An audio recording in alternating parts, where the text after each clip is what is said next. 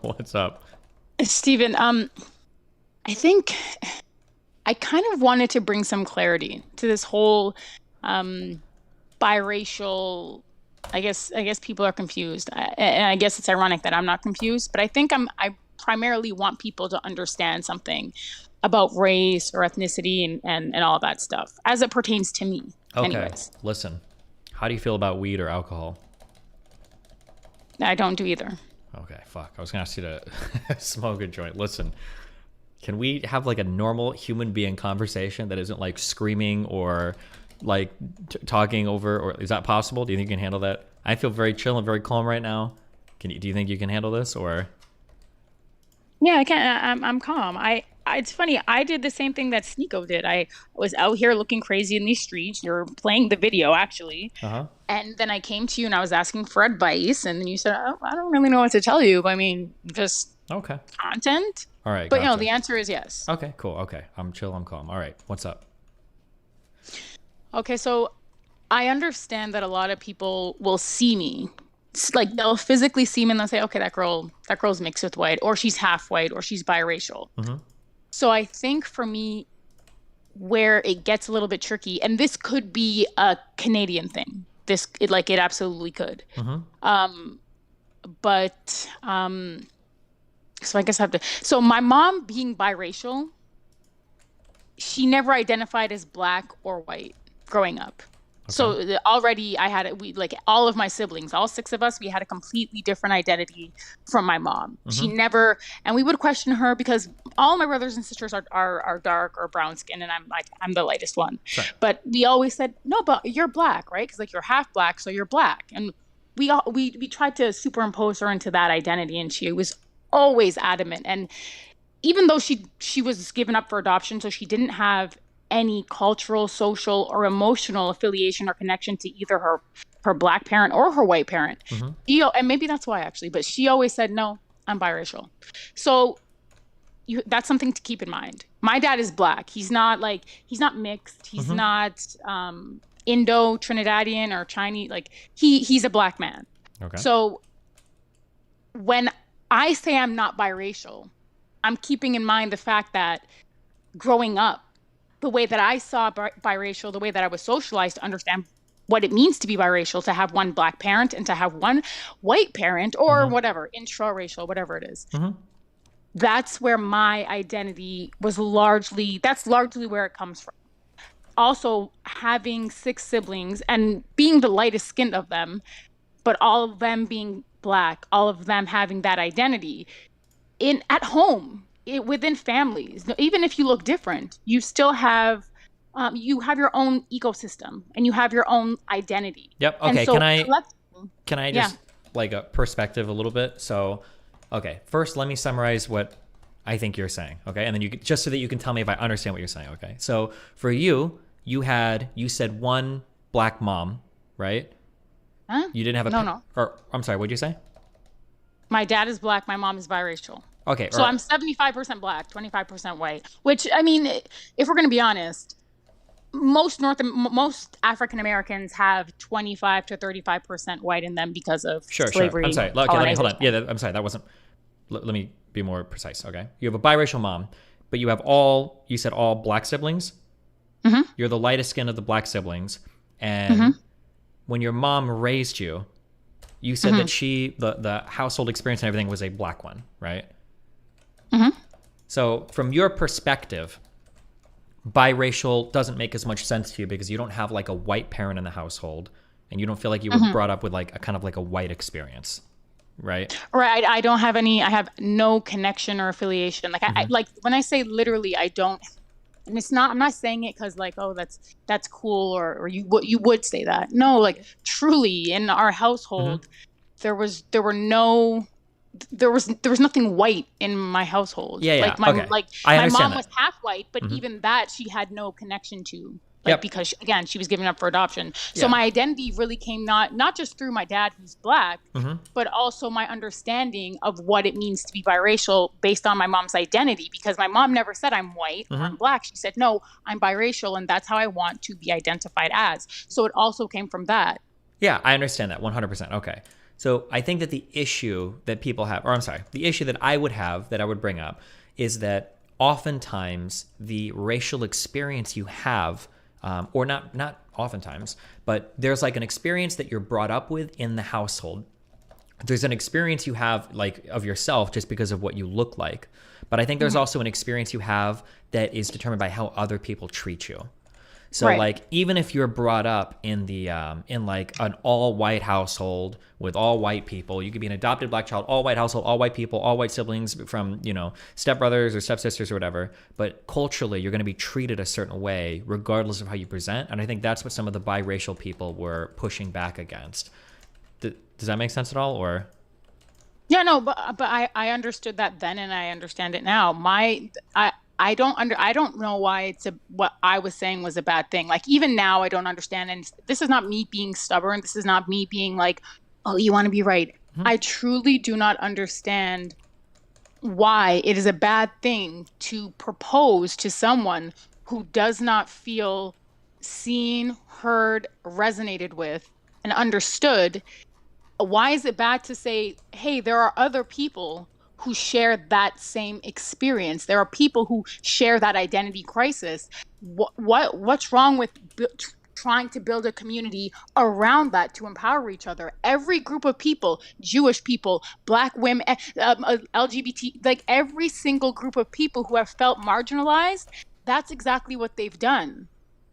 I don't understand. I think if anything, I think it might be more difficult to superimpose that identity crisis onto either Black people or white people when they really don't understand it in the way that a biracial person would understand it. It's not in a meaningful way. It might be topical. They might understand topically or superficially, but they don't truly understand. yeah, but I think that just like when you try to think of like what is Black culture, like broadly speaking, I think a lot of that is like already biracial. So how does it work when biracial people try to build their own culture? So like for instance, like I'm speaking very broadly, but we would say like rap is part of like Black culture, right? The music, rap, hip hop. I think we would agree on that, right? So like let's say biracial people want to make their own culture. Like, okay, cool. We're going to make our own culture now and we're going to focus on music. Well, we're going to take Drake and J. Cole. You're not allowed to call those people Black rappers anymore. Those are biracial rappers. Those are ours because I think they both had white moms. But like obviously the Black community wouldn't be okay. They're like, no, hold on. These are very famous rappers. This is our culture. So like as a biracial person, you're put in this weird world where biracial people are already treated as Black by a lot of other people. So trying to carve out your own culture there when other people have already, it's just like navigating that would be more of a nightmare than I think it already is, right? But that's, and I don't mean to sound like cynical or like an asshole, but that's kind of how life works, right? Like nothing's easy. No one's going to say, "Oh, you're having a hard time? All right. Let me give you," like that's just not how it works. Like I agree with you. The whole thing with Drake and J. Cole, I don't, again, because of the way that I was socialized and the way that I was raised and the culture with which I was raised in, I don't see J. Cole or Drake as Black men. I see them as biracial. And I don't think that that's a problem. I think that that should be embraced. And I think the fact that they're not embracing it because they're focusing on belonging or feeling like they need to belong to one or another is a problem. And I also feel that it's a problem for Black people to superimpose them into the identity of a Black person when they are biracial. Like, I don't. So do we say like in the United States? True. Or I guess just like, do we why is it not enough to just have like some compassion for like biracial people and say like, hey, like maybe biracial people can be included in like in Black communities, right? Like do we say, for instance, in the United States, like would we say we've never had a Black president before because I think Obama had a white mom? Like I think so. Again, is it we only had a biracial president? Like that's such a hard. Like I understand I reject the saying of like life's not fair because then I could just answer every question of yours with that. Well, life's not fair. Life's not fair. Life's not fair. So no, I'm not saying it's not fair. I'm just saying Yeah. that's how communities are built. Communities are built subcultures are built. These things are built. People carve out little spaces for themselves in the world when they feel like they're not being accurately represented or resonated with. That's what I'm saying. I'm not saying, life's a bitch and then you die. I'm saying that this is one step in a journey that everyone goes on. Like you don't even have to belong to any specific racial group. You could be someone who is transgender or bisexual. Like all of these are all journeys that each individual has to go on that ultimately lead to some community, some type of culture, and somewhere where you can actually feel heard and understood. That my problem is I don't like the idea that I'm not being empathic or that I don't have compassion, because I'm very empathic. My mom is biracial. Like this is not like, I have no idea. Well, it just sounds like you're basically like throwing these people out to the wolves and saying like, good luck on your own. Even when like, I'm totally guessing it, but like half of what's considered Black or African American culture probably comes from biracial people.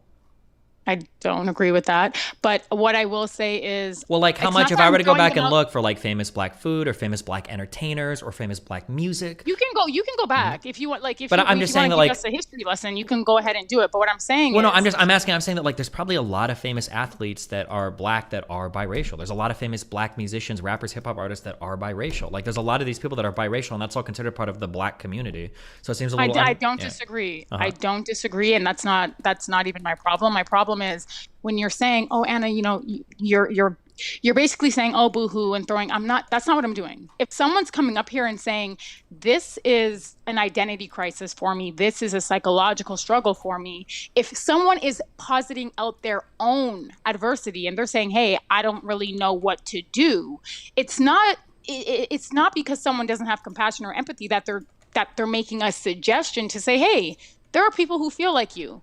And there are commonalities that you guys will share and connections that you can build and ways to empower yourself. That is that to me is compassion. I don't think it's fair to say to Black people, oh, you know what? You don't understand the biracial experience. You have things in common for sure, but there are a lot of differences as well. And it's not fair to say to Black people or white people, oh, you know what? No, they're Black. Or they're white. Well, for white, well, hold on. This is a conversation. Wait, real quick. Black people have a lot of compassion, and sure. The thing, and here's one problem that I have. Well, wait. Before we get into another problem, I want to be clear on that statement that you made. White people don't talk about this. For white people, there's no such thing as biracial people. Do you understand that? Yeah, because they're Black. Exactly. Because whiteness is coveted. Because sure. Exactly. Yeah. So I feel like for biracial people, why do white people keep and it's okay, but they have compassion? But when Black people say, oh no, you're not Black, you're not white, you're biracial, then they lack compassion, they lack empathy. When they want to do exactly the same thing that every single race or culture or ethnic group has done to preserve or to gatekeep, why is it only that Black people are the ones who are lacking compassion and throwing them out to the wolves? White people don't talk about this because it's kind of universally understood and known that whiteness is sacred, it's gatekept, and it's a members only club. And I don't like the idea that it's only members only club for white people and the rest of the world just has to accept anybody just because. Well, it's not just because, it's because of how people look and how they're treated, right?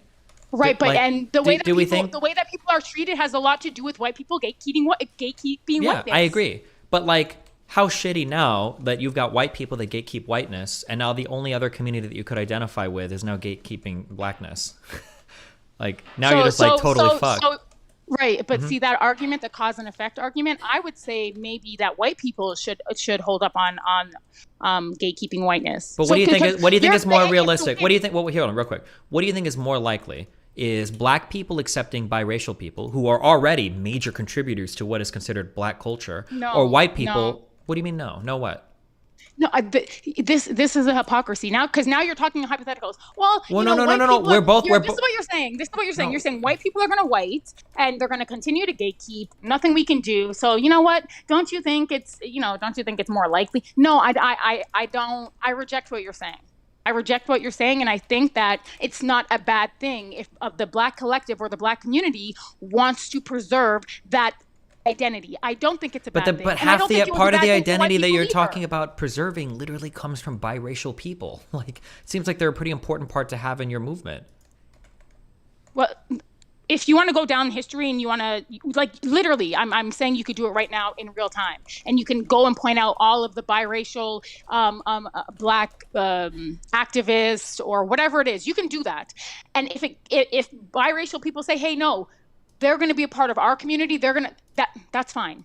Look, if you're asking me, I actually don't care. I actually really and truly don't care, because again, I see biracial people as biracial. I don't superimpose them into positions that they don't want to be in. Because truly, if you ask a lot of biracial people that I know, that's their point of contention. It's not that they don't always feel accepted. It's that they feel like they're being kind of forced into the Black identity, the Black experience. And then it's like when they realize, wait, I don't fully identify with it, and there are differences, then it's like Black people get mad and they're like, oh, well, you're white. Oh, sure. Oh, you're okay. not Black Just enough. to be and I could be wrong, and this might be like an American versus a Canadian thing, so it might be a different experience. But I've never in my life ever heard a biracial person say they were uncomfortable for being forced into the Black experience, because I think in the United States, if you're biracial, you are Black. Like, we don't, like I said, in the United States, white people, we don't talk about biracial people as white people, because it's all Black to us. They're just Black. It's like literally like the one drop rule. It's how people view people in society. Yeah.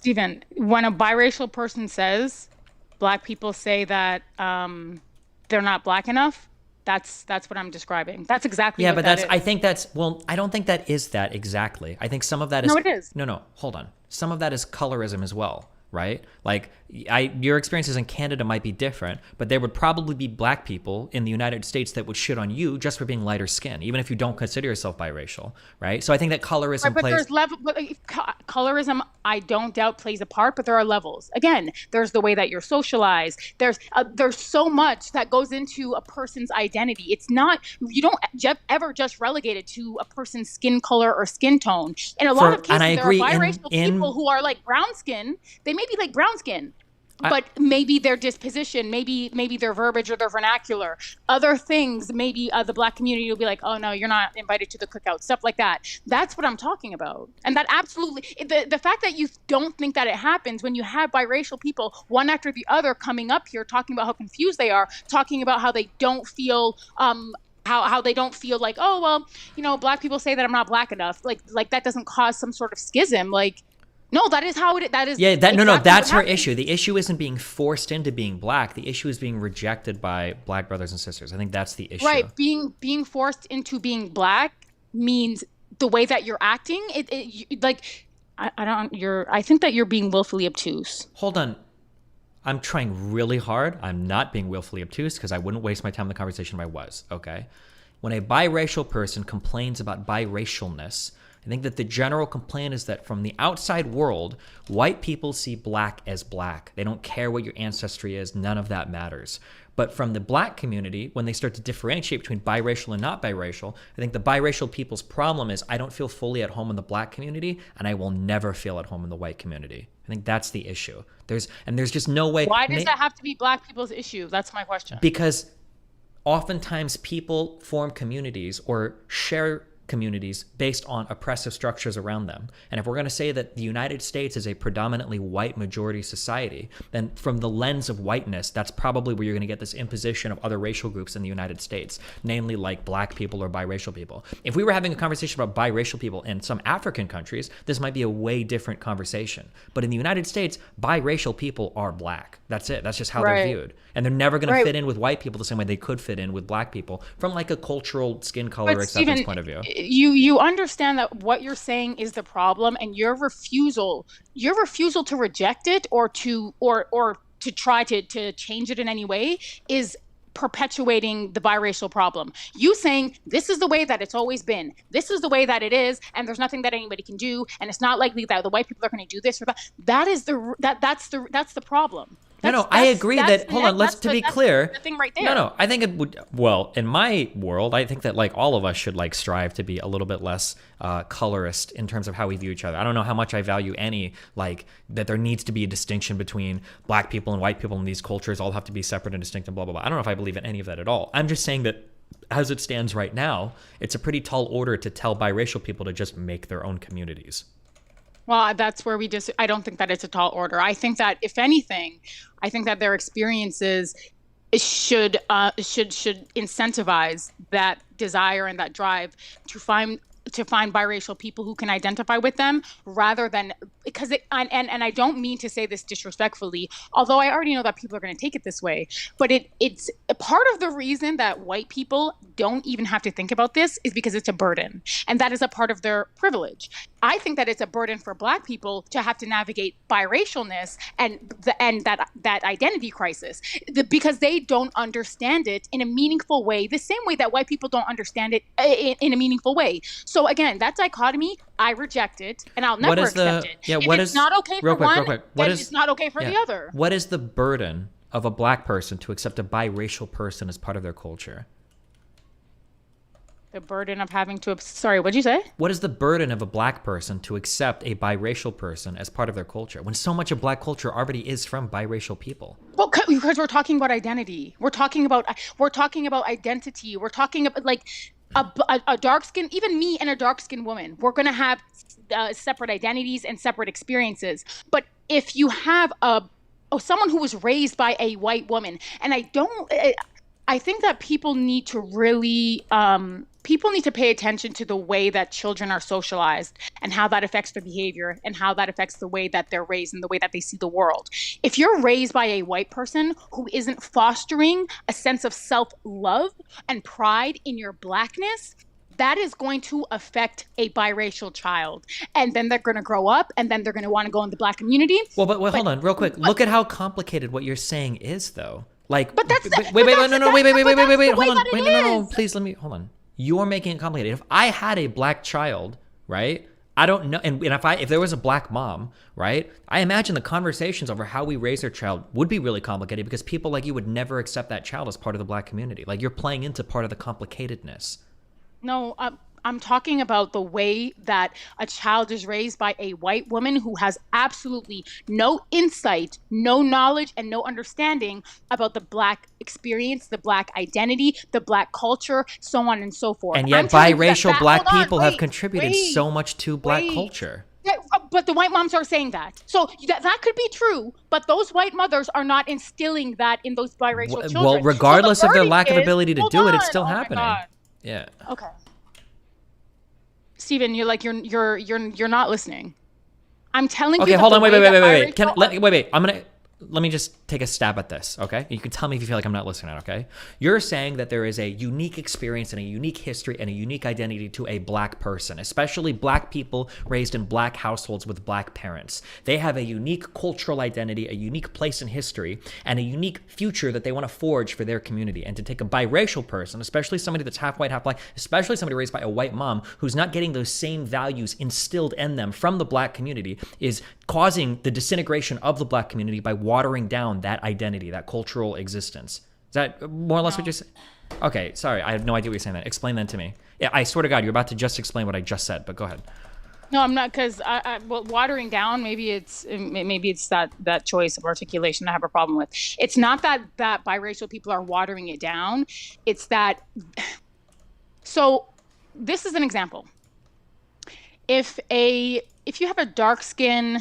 If you have a dark skinned woman, and you have like a biracial woman or a racially ambiguous woman, and we see this all the time in movies and in mainstream media, where biracial people are sort of catapulted into roles that really historic and what's the word I'm looking for?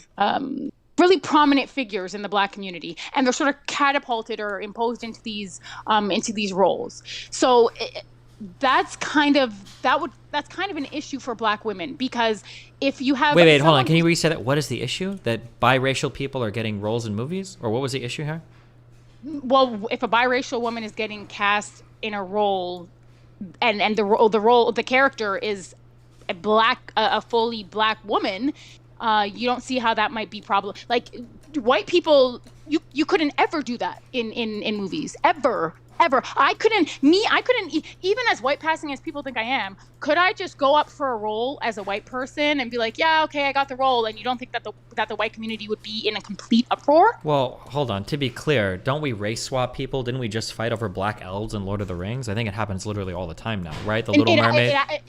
It happens one way. And that's when this conversation. Wait. In the Little Mermaid, hold on. There's a ton of things where black actors are now playing what were traditionally white roles in media now. No. Right, but Little Mermaid. We're talking about. You're talking about a cartoon. If a black person was to give me a really like a prominent white figure in the white community, somebody that you guys like revere. Well, like historically. Yeah, sure, yeah. Like culturally, like whatever. Einstein is probably not going to be played by a black person, I guess. Okay, right, but if he was, the white community would have a fit. But you know what? I bet you know who they would get to play. They would get to play Einstein in a movie. They probably could get like a French guy to do it, and nobody would notice. Right? Like this happens sometimes. No, not a French black guy, but like a different type of white person could do it, and nobody would care, right? Okay, but so are you trying to say that that's analogous? Like, are you saying that that's the same thing? Well, I'm saying you're saying that it would upset you if different types of black people played, like what was. I didn't say that. No, I didn't say that it would upset me. I'm saying that I can understand when black women. Okay, do you understand that? Hold on, I just want to just real quick. Your communication style is failing if I can never understand what you're saying. I'm not going to take the responsibility for that. You every single time I try to clarify what you're saying or understand what you're saying, I'm always wrong. I can't be that stupid. I don't think I am.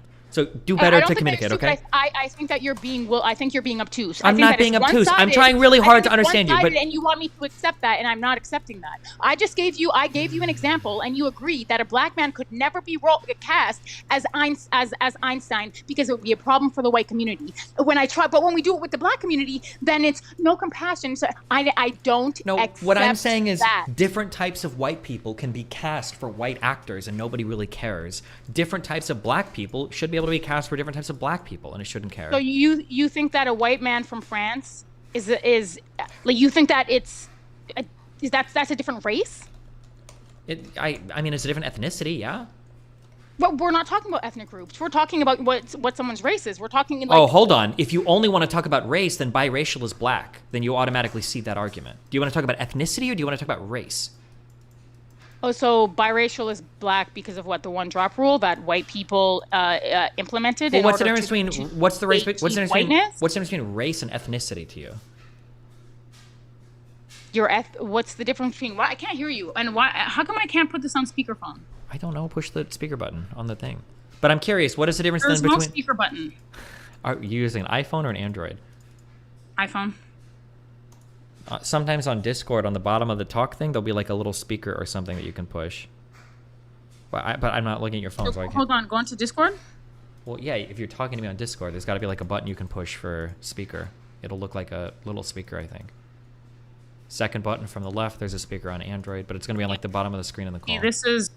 It's just muting. Okay, never mind. Forget it. This is as good as it's going to get. Okay, sorry, what was your question? What is the difference between ethnicity and race for you? I think that your ethnic group is, it's a social group. You have. No. Hold on. Wait. That's wrong. Try again. No. Ethnic groups are not social groups. Ethnicity. First of all, I didn't even finish my definition, and you're cutting me off. Okay, go ahead. It's a group of people who belong to a social group, or they have commonalities at the national level, like national nationalities. Okay, I should but say. No, that's not what. Neither of those are what ethnic groups are. That's what ethnicity is. Ethnicity is it's tied to like literally your like lineage, like your. No, it is not. It's tied. What? No, it is not. Your ethnicity is literally it's literally a social group that one is in. Okay. It's a social group. It's a cultural group, and they have common. If me and my white fucking wife go to Nigeria and we have a child and we raise that child in Nigeria, would that child be ethnically Nigerian? Yeah. That child's nationality would be Nigerian too. No, if they were born there? Nationality, yes, but nationality and ethnicity. Like nationality-wise, I'm American and my background is Cuban, But if but I'm not child is ethnically. born- But ethnically, I'm not American, and there's no ethnic Cuban background to be Hispanic or something, right? Ethnically, there is no I'm national. not playing semantics. I know what an ethnicity is, and I'm telling you that it is not race. Okay. Well, no, it's not race. I think in the United States, and we might, by the way, this might be different between Canada and the U.S. because I've heard Europeans complain that in the U.S. we do things weird. So in the U.S., I think race is generally seen as like your appearance, and ethnicity refers to like your actual like ethnic lineage, your ethnic background. It's So like the a Hispanic. opposite. Okay. It's literally by definition the opposite, which is interesting to me. Well, not literally. That's I don't know interesting that literally. Americans- No, literally. Okay. Like these words have objective definitions. I don't make them up. You can Google it right now. Okay. I don't know So where we're at on the anyways, conversation. yeah, we've completely, this is completely degenerated. The only thing that I'm saying is, Mm-hmm. I don't think that it's fair that you give out the idea, or you're sort of telling your audience, oh, she doesn't have compassion. Oh, she's this, she's that. I don't think that that's fair, and I don't think that that's truly representative of the place that I'm coming from. I am truly coming from a place of compassion, but I'm also looking at, I'm trying to be pragmatic about it as well, because if you want to find a solution, everybody's saying be solution oriented, that is absolutely a solution. But if people get hung up on the fact that, oh, that's not a nice solution. Okay, come up with a nicer solution. But don't forget that the solution also has to be okay for all groups. It's been okay for white people; they don't have to deal with this. But Well, black it's been people okay for also black. have to be It's okay been. as It's well. well, to be clear, it's been okay for black people, right? Black Right, people. but I'm saying black people have I'm no saying that problem that's taking credit for the accomplishments of biracial people, right? Biracial Right, people and I'm make telling up. you Yeah. I'm telling you that is changing, and I'm also I telling don't you that think so. it I hasn't. don't think so. Right. Well, it hasn't been all kumbaya, because you wouldn't have biracial people coming up here talking about the way that black people make them feel, and talking about how that affects their identity and the way that they see themselves. So obviously, this has been a long-standing problem. We can't pretend that it hasn't. No one's saying it's not a problem. No, because you're saying black people have been okay with it, and I'm telling you that if that was I'm the saying case, black people have been racial people wouldn't okay. be coming up here saying anything. I'm saying black people have been okay taking like credit for biracial Americans' accomplishments, or biracial people's accomplishments. Right, but see, the way that you're framing that is intellectually dishonest. If you're talking, especially if you're talking about within the American context, the one drop rule permeated into a lot of black people's minds, cultures, and identities. I think that as culture and as civilization and as people and groups, I think that as they evolve and they have a better understanding of what identity means, what race and culture means, and their desire to preserve it, and I think that those things change. And that's how that is how the world has always worked. All of these things change. And I think that black people, as they do become more aware and they do become more I guess more interested in preservation, analyzing the sort of biracial plight is a part of that. What would you? Even Okay, if how that would you means that respond? Let's say somebody takes all of what you're saying to heart and they actually agree with this 100%. What would you say to somebody that wants to exclude you because you have a biracial parent? That's fine. So then you would be stuck with the other biracial kids making your own culture, or? Well, that's not my identity. That's not my experience. But they would just say I'm they not don't. But they would look at you and they would say, well, you have a biracial parent. You appear like very light skin. Like we're not going to include you in our social group. So you'd have to go do the quarter racial group, or what? That's fine. I don't think that that's how it works, because again, my siblings and I have the same amount of black and white, and they look completely different from me. So you be like, would that apply to them as well? Depends on how they look. Right. Okay. Well, then that's a separate issue. Because I'm not the reason it's a separate issue is because biracial people, I don't know why no one's getting this. This is really frustrating. I'm trying to keep my cool, like you said. Let me breathe. Yeah. Okay. Do you think that biracial, and I hate hypotheticals. I hate hypotheticals. That's fine. I love hypotheticals. No, I don't like them. I think that they're completely just a waste of time. Oh, okay. Why do you think they're a waste of time? Because we don't have to deal with hypotheticals if we're dealing with these things in real time.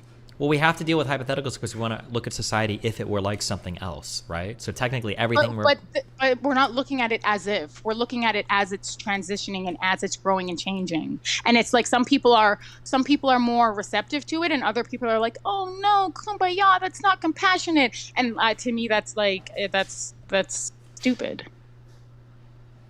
Like, I understand. I don't know. Like, if I guess, to answer your question, if other people who had like 75% Black, grew up with a lot of, I guess, culturally Caribbean norms, values, blah blah blah.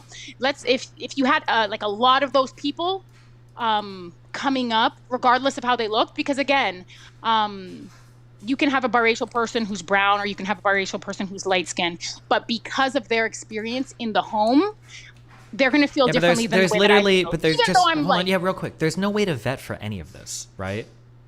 Like no, I like but I'm when you asking see the when you question. see when you see. said if you're Let me quarter finish white, the so if thing. they don't accept When you, you what are say you like gonna when do? you see like a pure Black person who's 100% Black, they might not have the same Black experience in a household. Like there's not some monolithic Black household experience.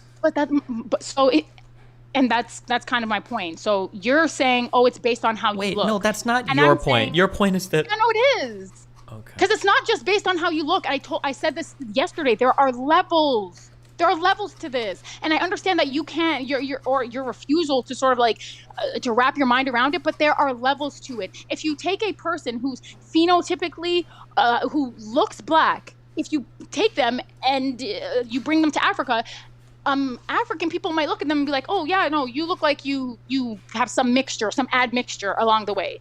There are going to be differences. Are they both Black?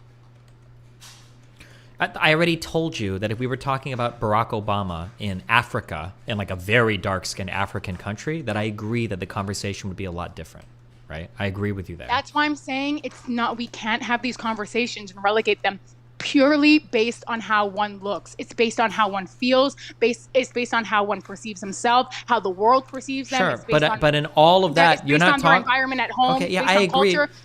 I agree with what you're saying, but then you can't relegate everything to one like unified Black culture or Black experience, like it sounded like you were trying to do before.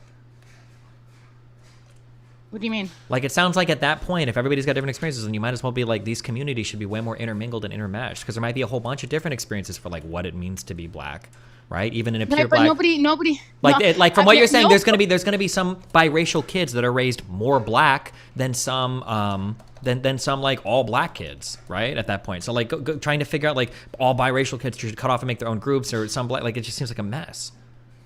I don't know why that seems like a mess. I feel like that is a really attainable solution, and I don't know why you think it's a mess. And obviously, Black people if someone from a Black person from the rural South is going to have a completely different, or some different, and some cultural differences from someone who lives in like New York. But they're ultimately still a part of a Black collective. They're still a part of an ethnic group. They're still a part of a race. So that's like it. Everything else, I understand what you're saying, and two things can be true at the same time. But when it comes to biracial people, I feel like you're minimizing or you're trivializing the ways in which they are raised and the impact that has on them, and how that impact is not understood by someone who is Black or white.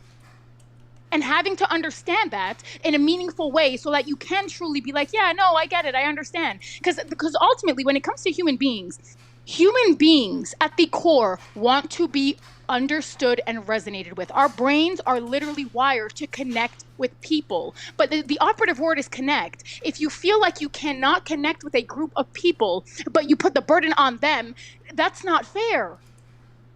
They don't have your experience. Yeah, I understand. We're like looping here. Is there anything else you wanna chat about? Or I just don't think we're gonna connect on this ever. Okay, so we disagree? Well, I think so. Yeah, it seems like it. Oh my God. So I also wanted to ask, you're really going to debate Jim Jones? Is that the Saint and the Sinner guy? Right. Yep, looks like it. If you'll have me on. Oh my God. Am I not allowed to do that? I just ask that you please don't talk. I don't want him to talk about me at all. Please don't talk about me. Please. That's the only thing that I'm asking. If he brings up, that's the only thing that I'm asking. Sure. I mean, I don't imagine the conversation will be about you, so. Well, I mean, he's going to say, "Oh, well, how did you get connected with the lonely mother?" Like that's going to come up, right? Then And I'll I'm probably just just saying, say like, like, oh, well, she reached out to me on Instagram, same way she did you, and we had a chat, and that's it. I don't think there's anything else to talk about there. yeah, but I see I did this with him already, so I'm more inclined to believe that yeah, no, he's going to want to know more. And I'm just asking respectfully that you don't engage and you just kind of maybe like just push forward with whatever very you think I'm hateful? Okay. Yeah, you can debate him and tell me about that later. Okay. Well, we'll see how it goes. He seems pretty crazy, so. Oh yeah, yeah, that's he's the um no, you'll find out for yourself actually. Mm-hmm. And a lot of people, one thing I want to say, a lot of people think that a lot of people somebody messaged me and they're like, "Oh my God, Anna, you were so nice during that debate." And that was my first experience online ever. My first interview, my first everything. So yeah, going into that, I was extremely naive. I was extremely like looking back, I would never ever ever do that. But that was my first experience, my first online experience, and a lot of people think that that's the catalyst in I guess what my so-called black man hating um tirade, whatever it is. I want people actually whether they understand that or not. It's not about Jim Jones. Like my I guess I sort of evolved from that time, but it doesn't have anything to do with him, and it doesn't have anything to do with that. If you can call that an interview, it's not an interview. It doesn't have anything to do with that. It also doesn't. And a lot of people think, oh well, it's because it has nothing to do with my personal life. A lot of people assume I was married to a black man, but they don't like. You don't know what my husband was. So I mean, like, let's not, my personal life is not for consumption. I don't want to know about anybody else's personal life. I want you to attack my talking points. If you're going to have a conversation or a debate with me, let's focus on what's being said. Let's analyze it critically. Let's build a framework and move forward. But in terms of, oh, who hurt you? Oh, it was Jim Jones. Oh, your husband. No, you don't know. You're not ever going to know. So let's just like move the conversation forward, if that's okay. Yeah, that's typically what I try to do. Yeah. Okay, that's all I ask. Okay, thank you. Yep. Have fun. Be careful.